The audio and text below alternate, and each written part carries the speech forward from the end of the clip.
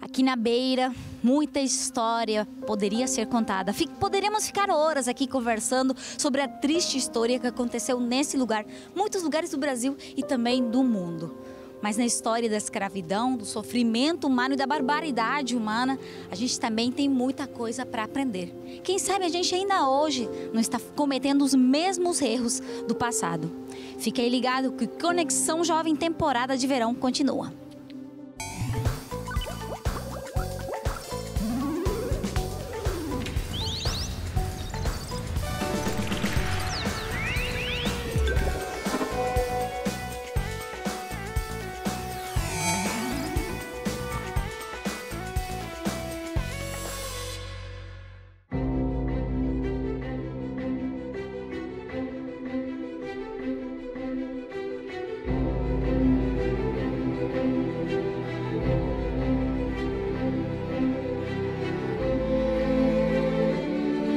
Aqui hoje, na temporada de verão do Conexão Jovem, visitando aqui o engenho da Vitória. Um engenho muito importante, né, Fábio? Sim, um dos engenhos mais importantes do século XIX, encravado no Recôncavo Baiano, em Cachoeira, uma das mais importantes cidades que, com a produção do açúcar e também com um importante porto na condição de entreposto comercial, se consolidou no século XIX como importante economia. Esse engenho produzia açúcar, a sua unidade produtiva é representativa dessa economia de um Brasil colonial, implantado aqui a partir do século XIX e com a produção que, estando no porto de Salvador, escoava para o Novo Mundo. Cachoeira é uma cidade importante daquela época, né? Muito importante, uma economia muito pujante, porque associada à cultura da cana-de-açúcar, associada também aos comerciantes que estavam por força desse entreposto comercial. Por que entreposto comercial? Porque na condição de estar à margem do rio Paraguaçu, o maior rio genuinamente baiano, fazia ligação entre os sertões, nome genérico para o interior, e com o porto de Salvador, que era então a capital da colônia no Brasil. De maneira que o que vinha de Salvador embarcava para a Cachoeira e de Cachoeira seguia para o sertão e vice-versa. O que vinha do sertão vinha carne seca, vinha o couro das áreas e zonas de pecuária, também ouro, diamante da região de mineração, aportava em Cachoeira e daqui era voltado para Salvador. Então, daí a importância dessa cidade. Vamos conhecer um pouquinho mais?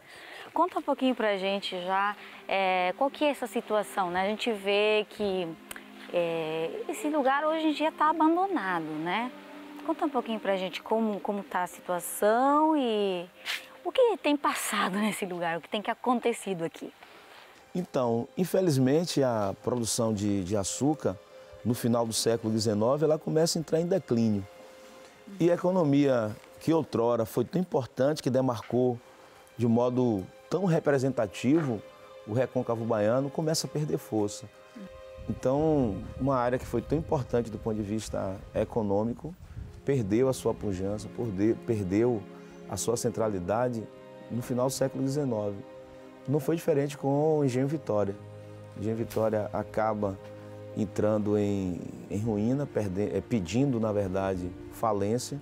Em 1942, ele é entregue ao Instituto do Álcool e do Açúcar e dali até os dias de hoje, infelizmente, o processo de abandono, de ausência de uma política pública de patrimônio no Brasil faz com que hoje tenhamos apenas as ruínas daquilo que foi um dia um dos mais importantes engenhos. Com certeza, mas olha, ainda dá para a gente fazer uma leitura do que aconteceu aqui, não é verdade? O que era essa habitação aqui, esse quarto aqui? Então, esse engenho ele tem algumas peculiaridades, porque além de funcionar a unidade produtiva propriamente dita, a Casa Grande, que é nesse lugar que nós estamos agora.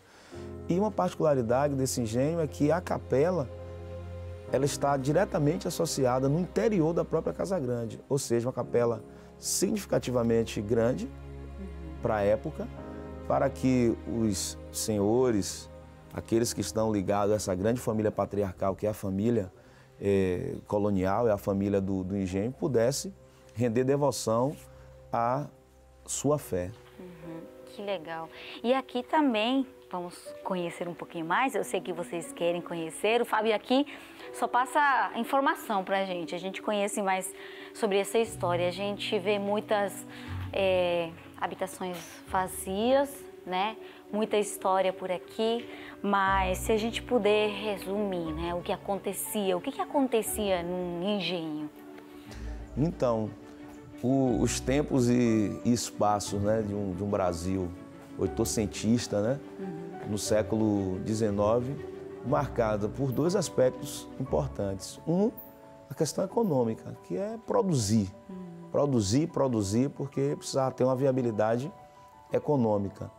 E dois, alternados em tempos de sociabilidades, principalmente pelas festas de caráter religioso, e também quando os senhores tinham a oportunidade de fazer viagens ou para Salvador, a capital, ou para a Europa, que era uma coisa aguardada com muita ansiedade. E do ponto de vista dos escravizados, a escravidão e a liberdade é uma moeda com essas duas faces. Se você está escravizado, você sonha com a liberdade. E foram muitos os levantes que ocorreram, inclusive na região e mesmo nesse engenho, de homens e mulheres que ousaram se erguer contra o Estatuto da Escravidão, que, embora vivendo momentos também de sociabilidades entre eles, de algum modo buscaram resistir a esse estatuto. Por isso que no início do século XIX, vários e vários levantes vão ocorrer, promovidos por esses escravizados. Então, certamente era um tempo marcado... Inestável, né? Pelo ritmo da produção, pelas brisas muito saborosas do Rio Paraguaçu. E por falar de rio, Fábio, a gente tem aqui um lugar bem legal, né? Essa casa fica até peligrosamente perto do rio, né? O rio bate nas paredes da casa. Qual era a importância desse rio para a sociedade, para as pessoas que moravam nessa região nessa época? Então, esse é o Rio Paraguaçu. Paraguaçu, em língua tupi-guarani, significa grande rio, grande mar. É o maior rio genuinamente baiano. Foi descoberto por Cristóvão Jacques e fazia o diálogo, a comunicação entre Cachoeira e a Baía de Todos os Santos, a capital da província da Bahia, e também com os sertões, com o interior da província da Bahia. Dos sertões adivinha para cá o couro, a carne seca, e, embarcando no porto de Cachoeira, seguia para Salvador, capital da província. Por sua vez, os produtos oriundos de Salvador vinham e, aportados em Cachoeira, distribuídos para o sertão. Além disso, o rio ele funcionava como um importante espaço também digamos, de um acervo alimentar para a população da época, principalmente os escravizados.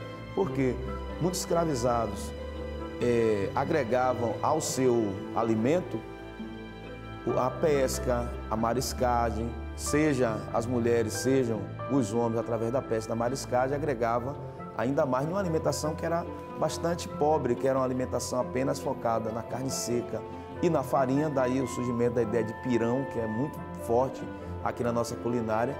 O Rio Paraguaçu era, sem sombra de dúvida, um acervo alimentar que essas pessoas acessavam.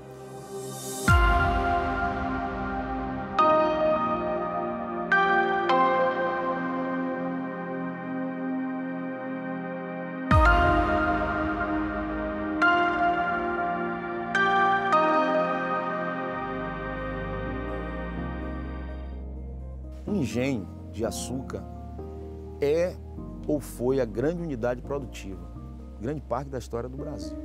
O Brasil ele é construído a partir, digamos que, do agronegócio da época. O que era o agronegócio da época? O açúcar.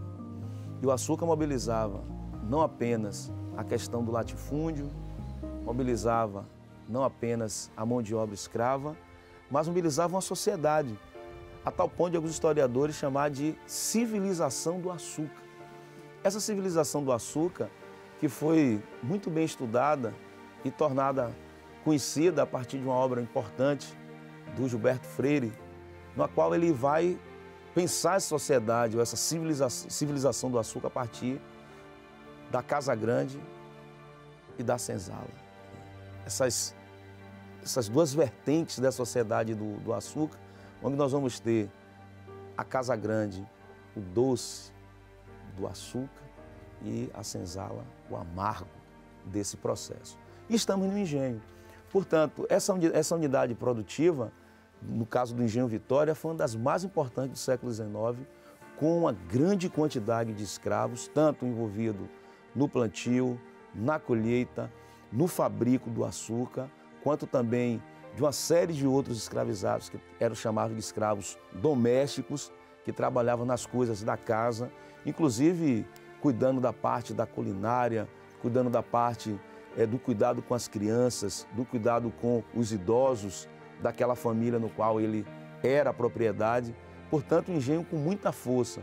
Daqui se produzia açúcar a ser comercializado a partir do porto de Salvador e espalhado para toda a Europa.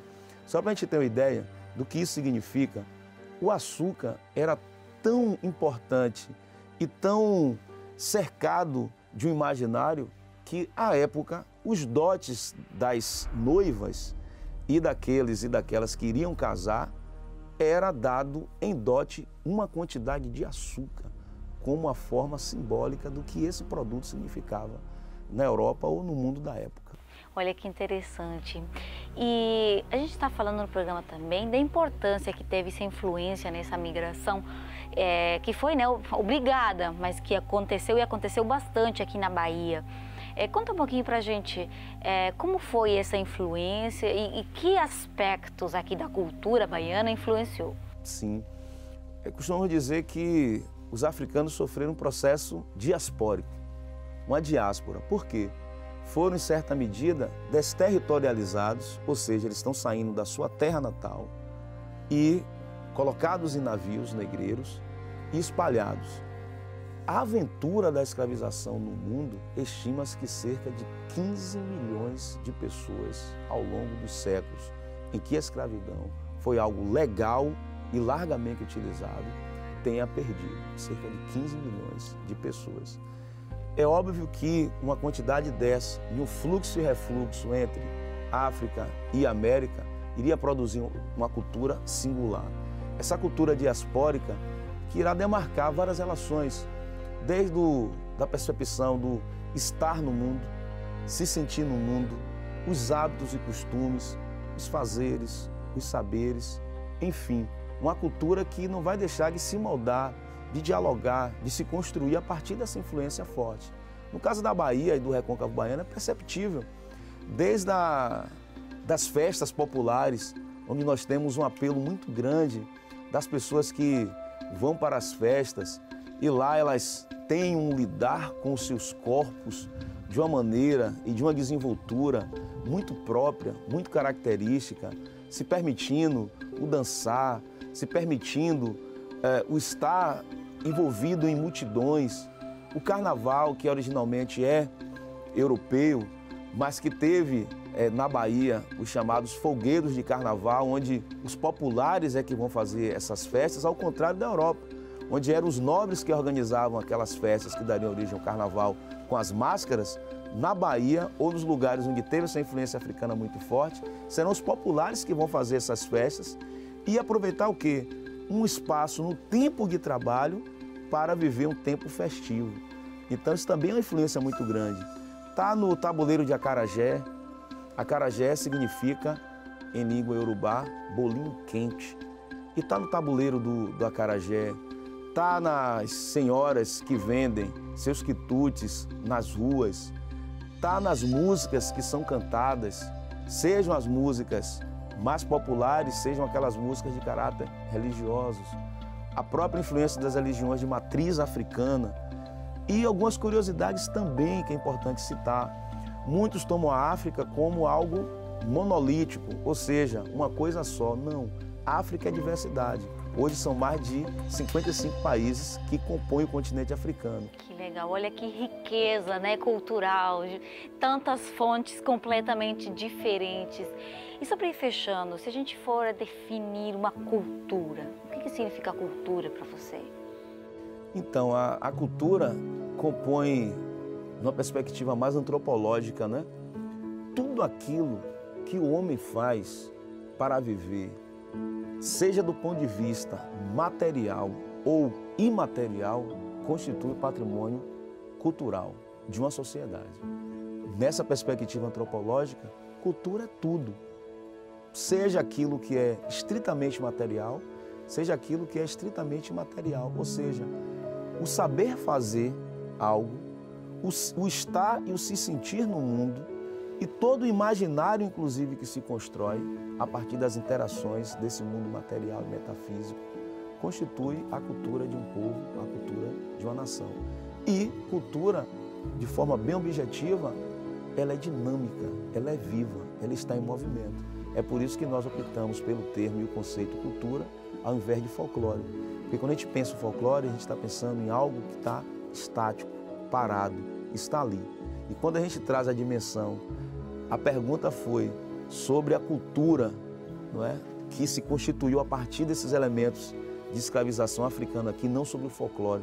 Se fosse sobre o folclore, nós estaríamos falando sobre algo parado e estático.